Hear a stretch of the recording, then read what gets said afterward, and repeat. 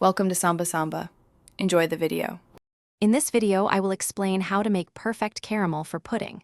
First, gather your ingredients: granulated sugar, water, and a clean, heavy-bottomed saucepan. A good quality pan is crucial to prevent the sugar from burning. Also, make sure your pudding molds are ready and waiting before you even begin heating the sugar. This preparation ensures a smooth and successful caramel making process from start to finish. Now, let's get cooking. In your heavy-bottomed saucepan, combine 1 cup of granulated sugar with about 1/4 cup of water. Place the pan over medium-high heat. It's important not to stir the mixture at this stage. Simply let it heat. You can gently swirl the pan occasionally to help the sugar dissolve evenly. Keep a close eye on it as the sugar begins to bubble and change color. The key to delicious caramel is achieving the perfect color. You're looking for a deep golden or rich amber hue, similar to a copper penny.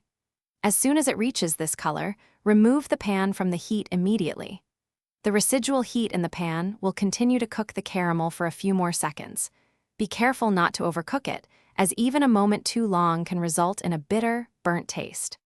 Once your caramel is the perfect color, it's time to work quickly. Carefully and swiftly pour the hot caramel into your prepared pudding molds. Gently swirl each mold to ensure the bottom and a small portion of the sides are evenly coated. Allow the caramel to cool completely at room temperature until it hardens into a firm, glossy layer. This creates that wonderful, sweet base for your delicious pudding. Thanks for watching.